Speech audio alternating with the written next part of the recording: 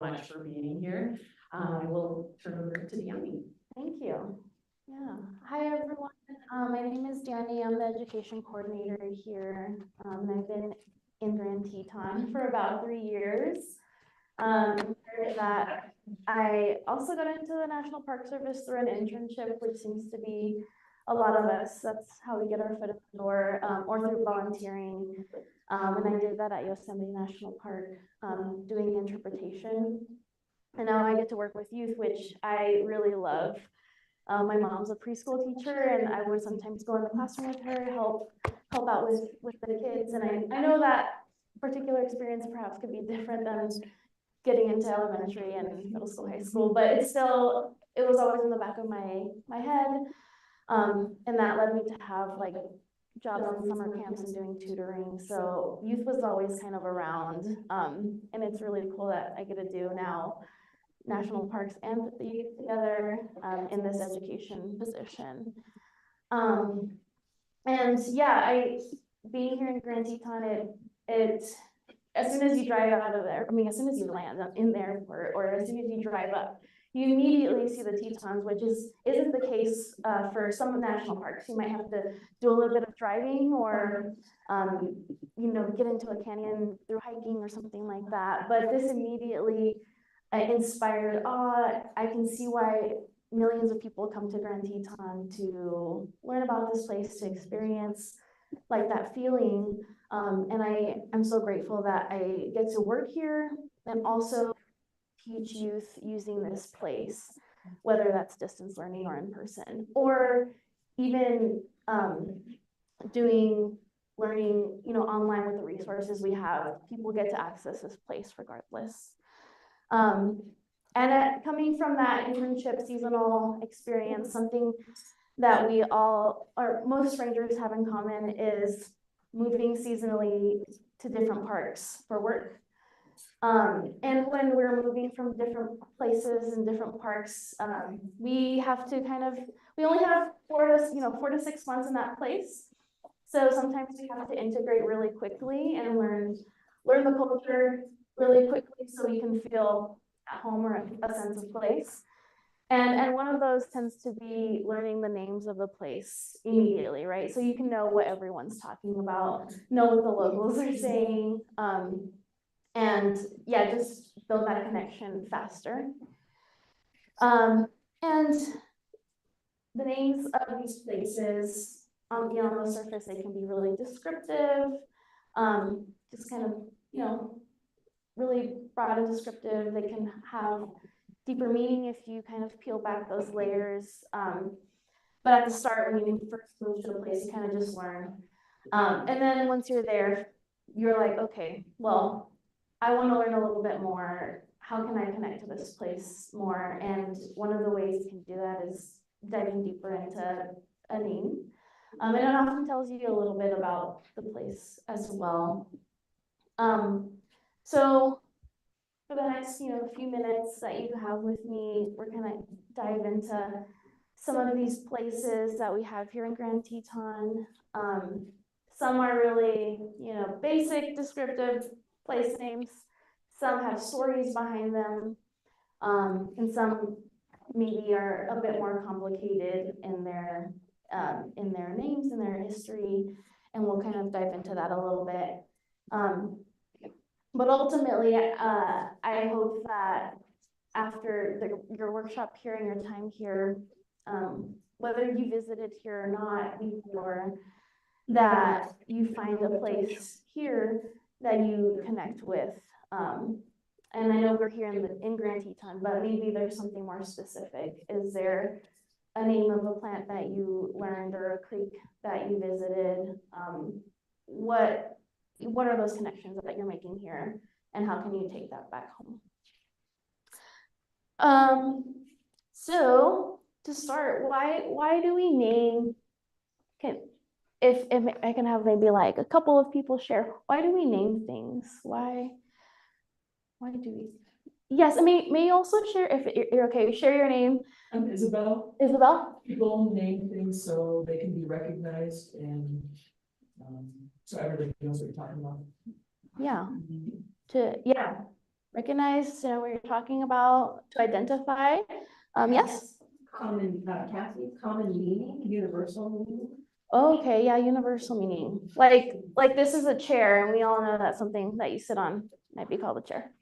And then do we have one more hand over here? Oh, yes. Sometimes just to honor the past, things that have come before. Yeah. To honor the past. Oh, sorry if the light was in your face. Thank you for that. To honor legacy. Yeah, so these are all good things or good reasons why we name things. Some have deeper meanings, some are to help identify bigger, broader categories, and some are to identify and distinguish perhaps yourself or the place from other places, right? There's other places that have mountains, but what makes these mountains different than the other mountains?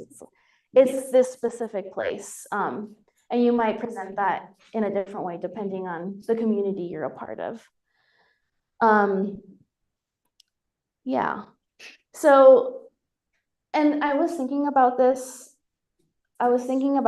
Because this place is, it's a place that held a lot of diversity.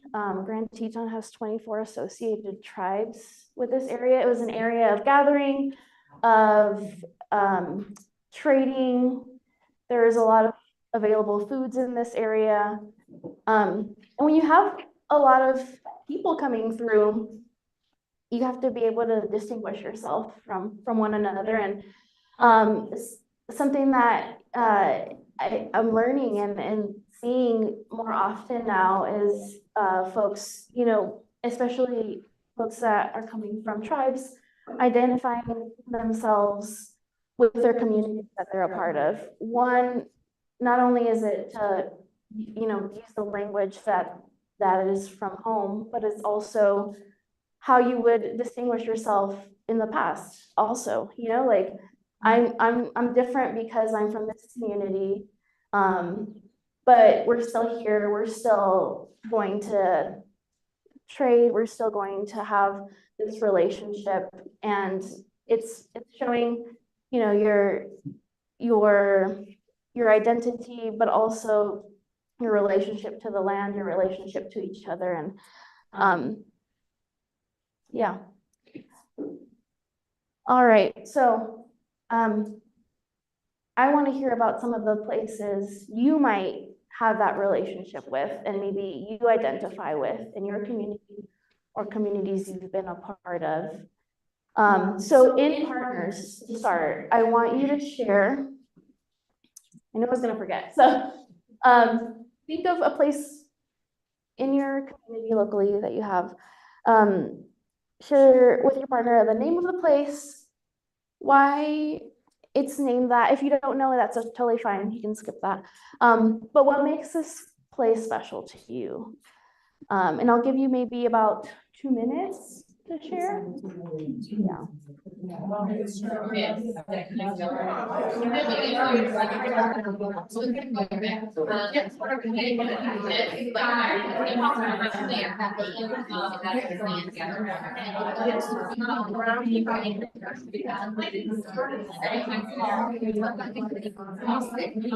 Feel free to share in the chat as well.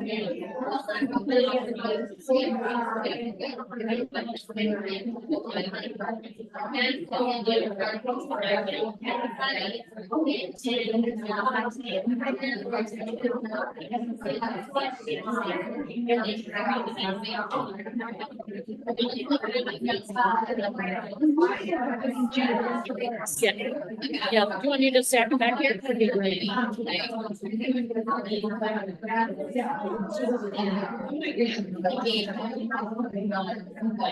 It's hard to get maps on things. I didn't bring here everybody did. I figured they could share. Yeah.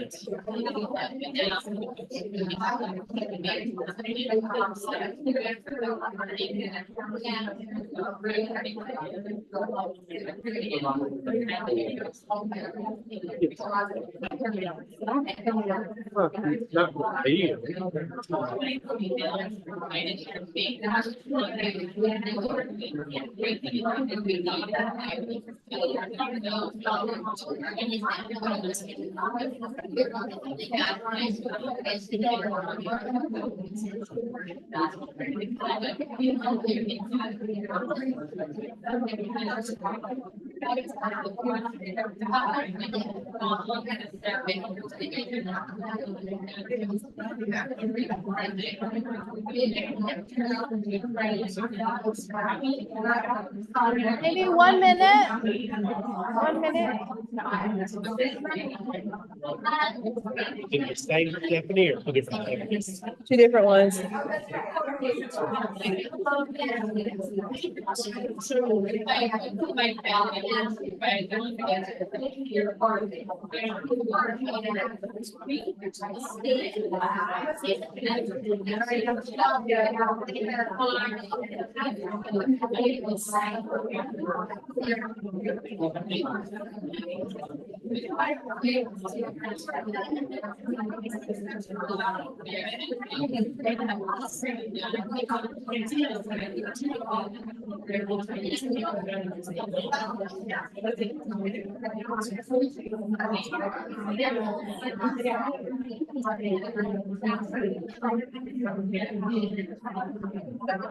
All right, if you can hear me, clap once.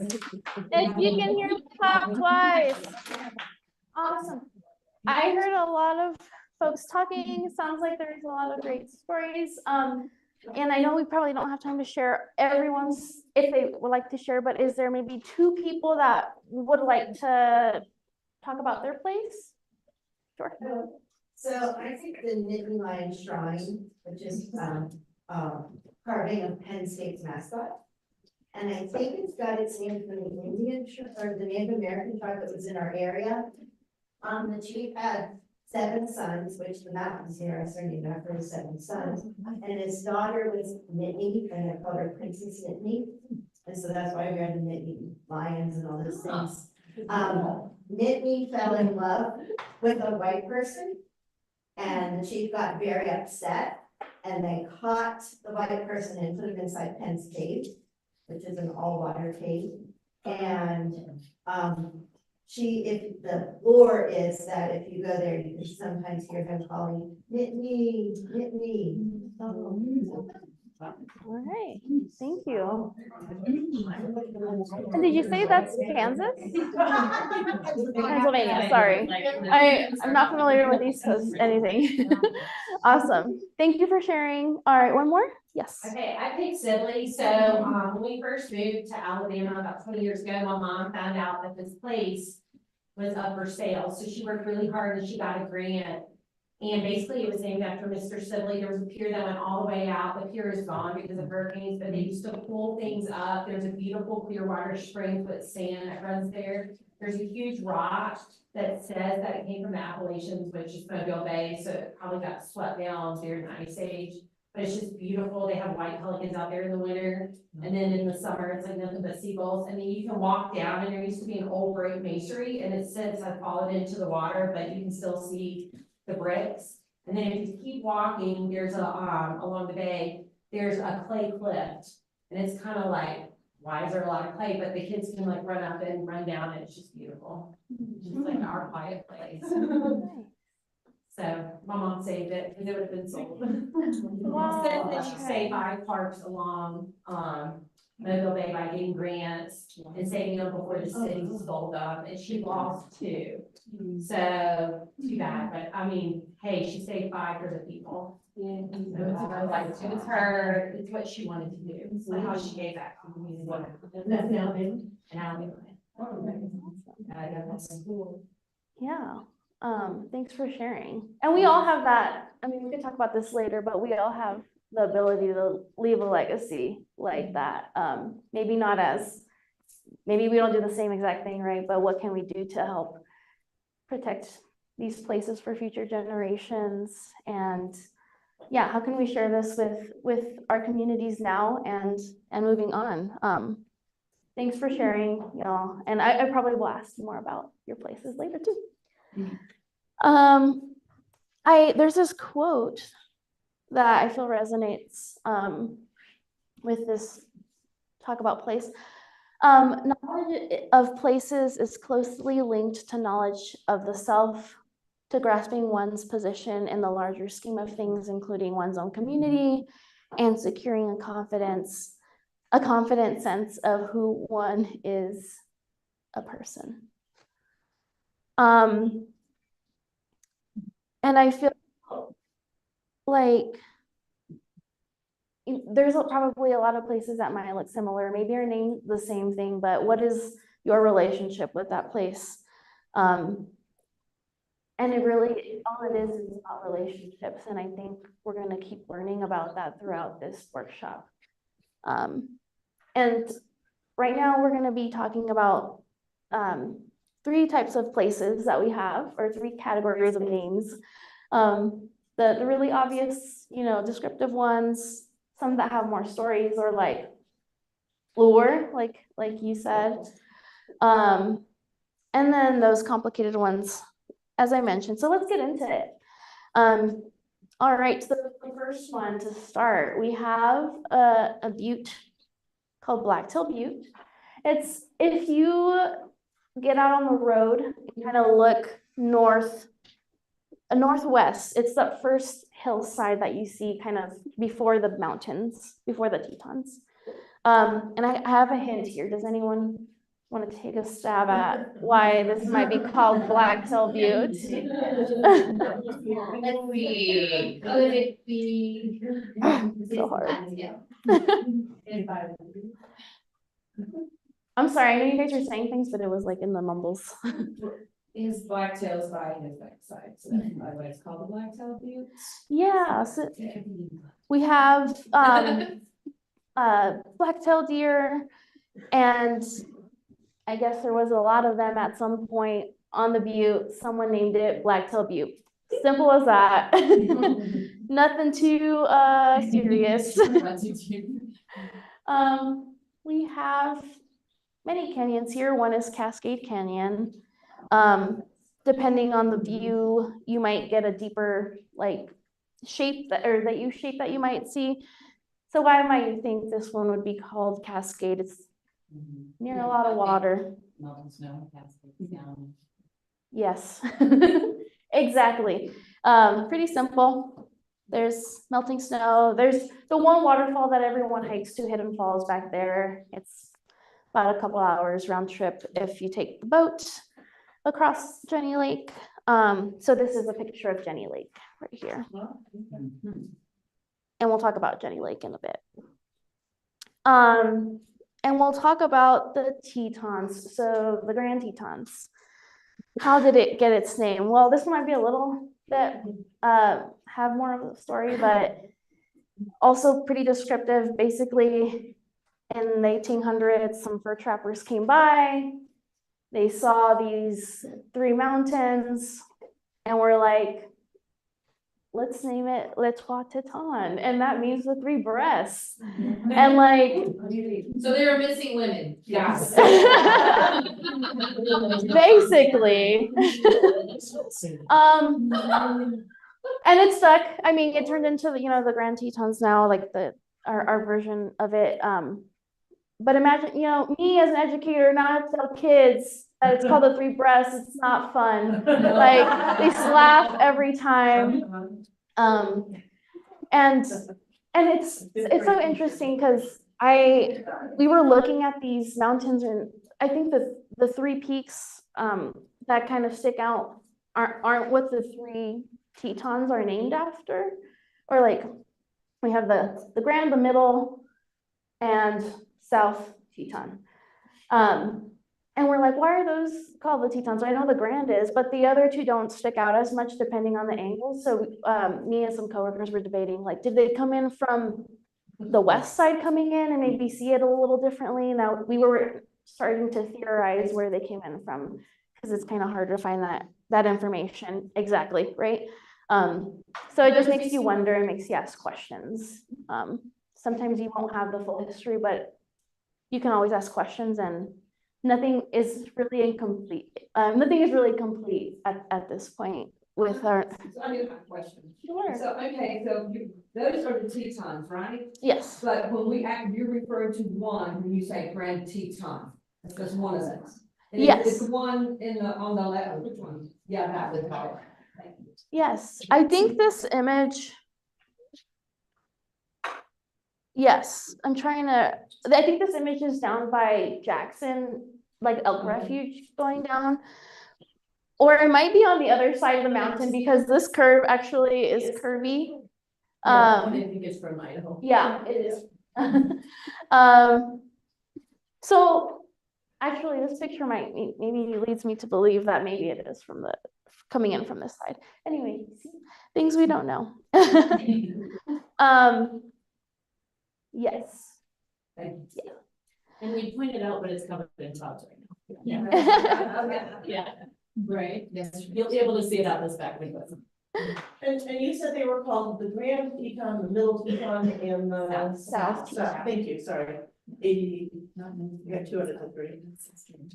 But you know, all the whole range is beautiful and every peak is different and I mean, just go out and get a chance during the free time and kind of see what speaks to you. Like, yes, that they have those names and they stick out because they're a Teton, but again, does that matter to you? I don't know. You could totally relate to a different peak. I have a question. So I learned when I went to Colorado last year, like, it's like people who are like, hikers, it's like their goal to climb the 14ers, because there's 14 there, 14,000 feet. Yeah. So my question is, do people hike these? Or is it just like, is it too much and they just look at that? Like, Oh, no. are there people that go out there and try to like summit these, the Tetons? Yes. Okay. Yeah. The Grand, yeah, people go up the Grand. It's a guiding company that's partnered with the park, Exum. It's been there a long time and they have guided tours. I mean, people that have never climbed, they'll take them up the Grand.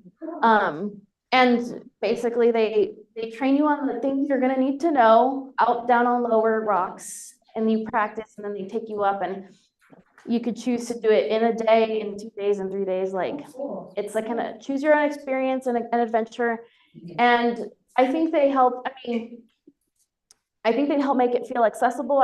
In terms of like ability, it is expensive to do it, but through a guide, but I feel like they work with the group.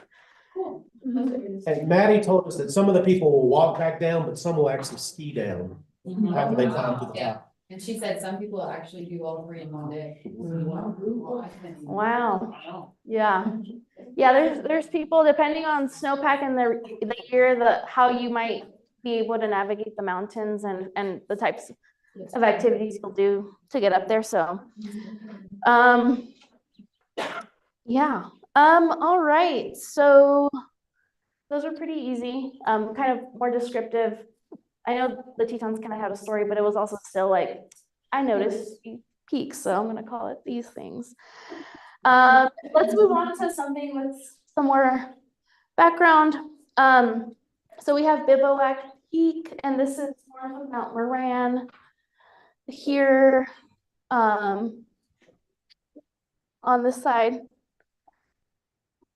You know what, I wanted, we have a store, and I went to school in Ann Arbor, Michigan, and there's a store.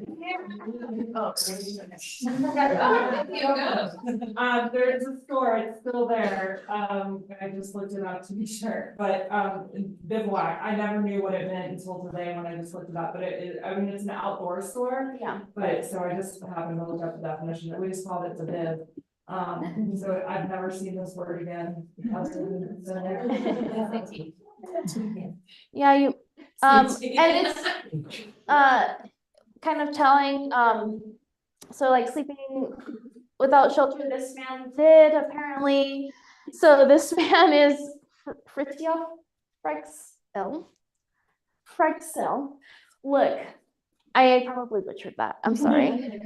And then two brothers, Theodore and Gustav Kogan. They're some of the first climbers out here. And I guess they slept out without any bedding, no food under bivouac, and they summited it. They were recorded as the first people that summited when people started recording things, you know. But I'm sure people have climbed and utilized the mountains, you know, for a long time prior. but that was his first recorded ascent. This person had been on the landscape mountaineering and climbing and doing all that, and became the first, when the Grand Teton became a national park, became the first naturalist of the park. So the first guide, first person that knowed things. That came out wrong. First person that like was, hired as staff of the national park. Yeah. So bivouac is 10,825 feet. The descent happened 1930 on July 12th. So honestly, that sounds like a summer night. Like, I don't think it was that big of a deal. Like, I don't know why they make a big deal about it, I'm sure they do that here all the time now. Like, But I'm sorry, what do you think? 1930. Mhm.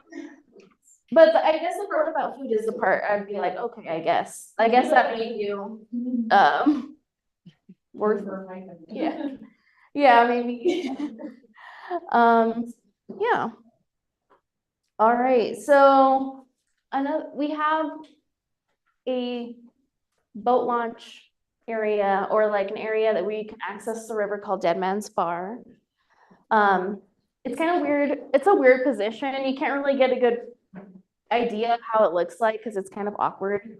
So this is kind of after you kind of take off for a bit, you get a view of the mountains like this. But that initial section is kind of funky and like hidden. Dead Man's Bar. Does anyone want to give an idea of what happened? Someone didn't make their climb. Someone Did they climb? climb said to use, I don't know, spirits to like keep their muscles going and they work out.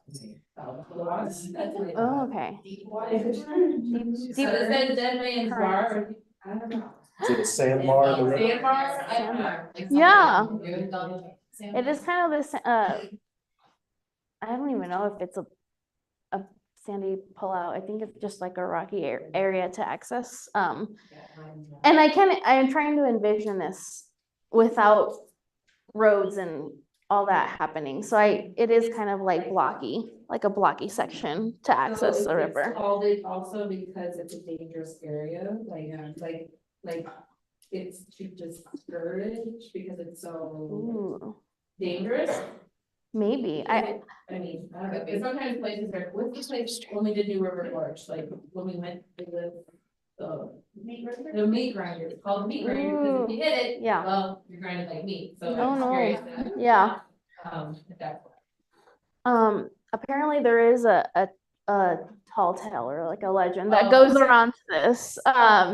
So, I mean, gold wasn't really a thing here. I mean, it was, but like it wasn't as abundant as other locations. But there's people out here, they're trying to look for gold. And there was these 3 German immigrants that were part of a team. I guess they were out here. They were ready to go. And I feel like this is a classic, like Western story where like someone jumps on last minute.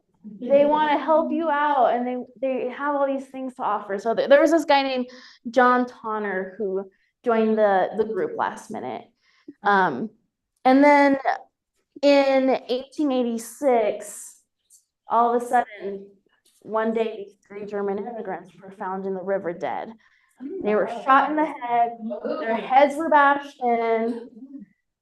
Who do you think? That's what we all probably think, right? He was missing for a while. No one could find this John Tonner. And I'm imagining in my head like those Western movies with like the wanted signs of John Tonner. Like, I can't believe this is happening. Like, I'm envisioning this happening out here in Wyoming or like in neighboring states, like this wanted poster of John Tonner. They finally found him, and they held his court in Missouri. And it was a lengthy appeal, but it's also the 1800s.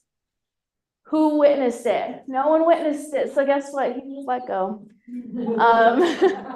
And he got to live his life, and who knows what he was up to. Like, I don't know anything about this John Tonner dude, but we know now that because of someone, potentially John Tonner, These three people, unfortunately, were dead in the river, and it left their legacy in Grand Teton National Park.